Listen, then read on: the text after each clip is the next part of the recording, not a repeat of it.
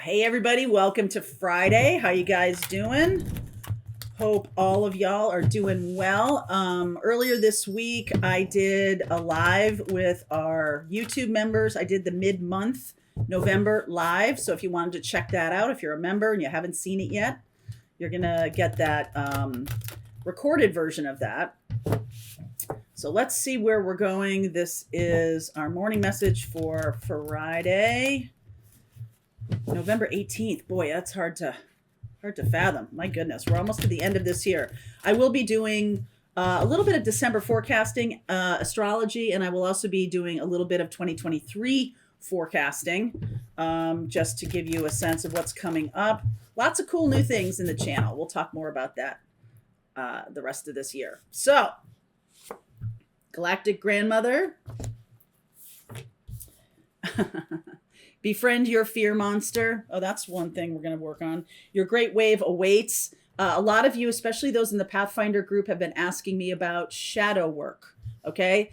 And what is your shadow? It's the thing that you have shoved down or are embarrassed about, your shadow side. It's also things, how to know it is things that trigger you are showing you some shadow. So we are going to start in January with a shadow work mentorship or group program that we're going to do. We'll talk more about that. But this is really, it is really designed to help you embrace the things that are keeping you from X, keeping you from, expanding your life, keeping you from accessing money or attracting money to you, opportunities. And this can all be found in your shadow. Okay, so we're going to start doing that in January. Let me know in the comments if you're excited about that. I would love to have y'all there. It's going to be a cool group mentorship program. All right, let's see where we go. Let's see where we go with this. Galactic Grandmother, it's kind of like, it says to me that before we can really move forward, there's some things that need our attention. All right, things that are really blocking our path. And I feel like it's coming from your ancestors that say, hey, you know what? These things need your attention. These things need your attention. Six of Wands underneath. There could be a little bit of ego here, or lack of humble, that might be blocking love for you. Okay. There might be something about Lone Ranger, or I'm not doing that anymore, or whatever. But love is trying to come in. And especially if you've had some really toxic relationships, that can be something that shows you also what your shadow is. And that's something we're going to work on as well. But this has to do with, I think I've overcome my shadow, or I've overcome what's going on for me. And look at me, I won, look at me. There's a certain lack of humbleness to this that might be, something that's not really good for manifesting. Okay, so Queen of Swords, the Judgment card. Yeah, Two of Swords. So blessings are trying to come in here. Eight of Cups, Lovers, Hierophant. Wow. King of Pentacles, Two of Cups. My goodness, Three of Cups. So yeah, there is what I said to you about this. Some of you have really overcome some toxic relationships, really toxic relationships, or dealing with narcissists, or dealing with plutonic partners. Plutonic partners are ones that in astrology show up based on their Pluto talking to your planets. And if that's the case, that can be a really toxic relationship for you. And the worst part of that is the other person doesn't really see why it's a big deal. So if you've had that experience of being like, wow, this person's really triggering me, but they don't seem affected by it at all. Sometimes that can happen in twin flame relationships. Mostly it happens in karmic soulmate relationships. And I think what I'm seeing here is the Queen of Swords is basically blocking intuition right now, blocking your ability to hear the messages that are coming. But it's showing up because the next step here, first of all, we need to work on our awareness of what's going on with us. Then we need to do healing work, which is why we're doing that shadow work mentorship in January. See what it is. Awareness is great. Okay. But it's not the whole thing. The thing that needs to happen next is, what are you going to do about it? How am I going to work through this? How am I going to make that fear of, having another narcissist in my life, fear of being hurt, whatever the fear is, it's blocking your intuition right now. And so that needs a lot of attention, not only clarity, but an awareness, but then a path to healing.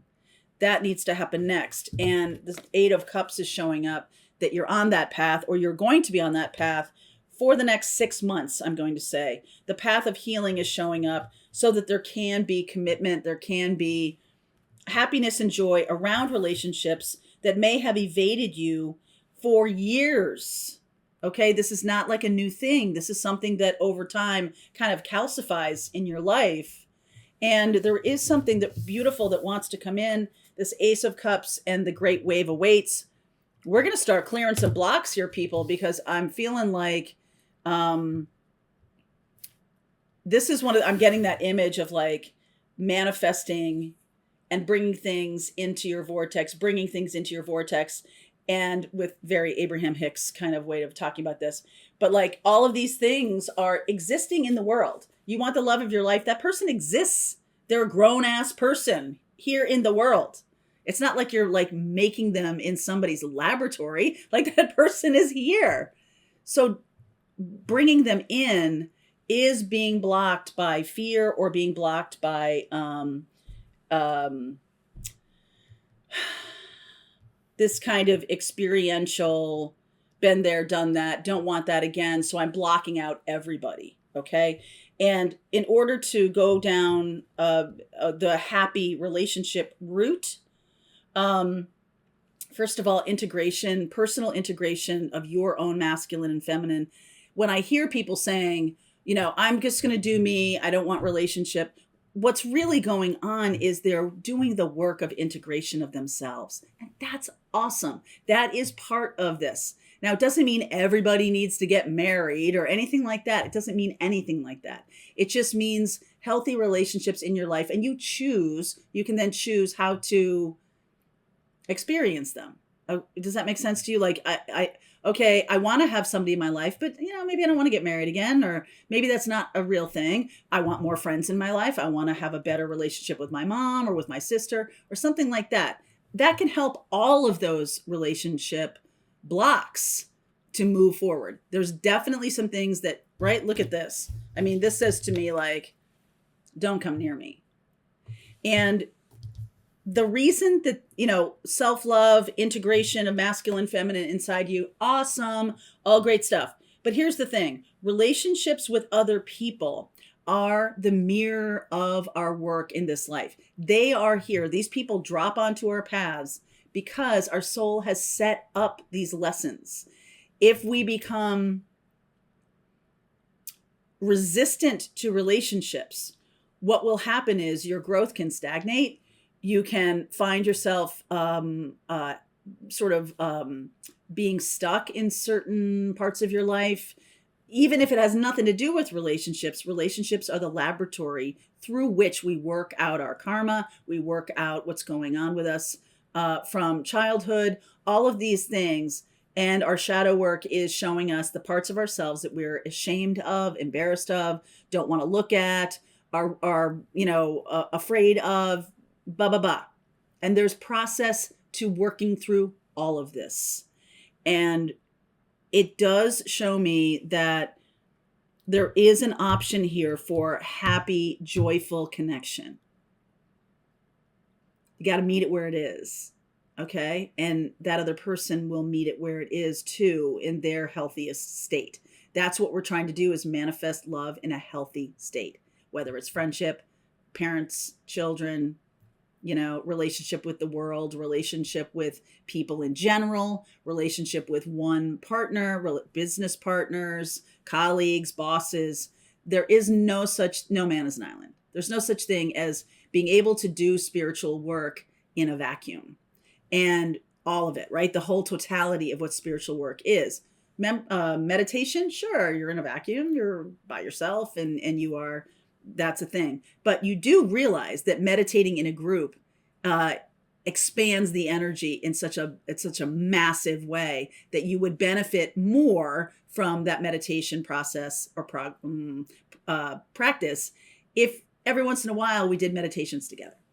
And we've done them on the channel, right? To raise the vibration of the planet, to send healing to Ukraine, to send, love and peace around the world, to help all of us kind of be able to talk again. It's very divided energies of this planet right now. And so those are the reasons we do those things. And can't just ignore them, can't just shut them out, can't just block them on Twitter, okay? It's really time for us to integrate. And that's where compassion comes from. Because if you're in kind of an echo chamber of everybody's the same as you, there's there's kind of like circular reasoning happening. And there's also very little growth, or we're questioning our belief systems in a very limited way. And sometimes we're getting things reinforced to us that have no basis in fact whatsoever. So people are important to us, and the people we choose to be around, the people we choose to integrate with, all have lessons for us, all have they're mentors, essentially, even if they have no idea what this is all about. They're mentors for us, and they're teachers for sure. So the good news here is that it feels like it's going in a beautiful direction. This can also be about abundance, and not all abundance and success have to do with money. This is about safety, security, stability, things like that. And I feel like there is some kind of message here about relationships and how much, you've heard a lot of over the years, I'm sure, that people who are in constructive relationships, whatever the makeup of that is, live longer, healthier. When you have, and I know this just personally, that when you live alone, you tend to cook less good stuff for yourself, maybe do more takeout, maybe whatever. And when you have other people in the household, a lot of times the cooking and the intake of food and what's a good habit, what's not a good habit gets better, right? Like, unless you guys are all like in the same kind of toxic soup together, it can be a really good way of elevating your health, and health is wealth, right? Health is wealth. So let's keep going here. I do see a relationship coming in once you allow the universe to talk to you, once you allow the messages to come in.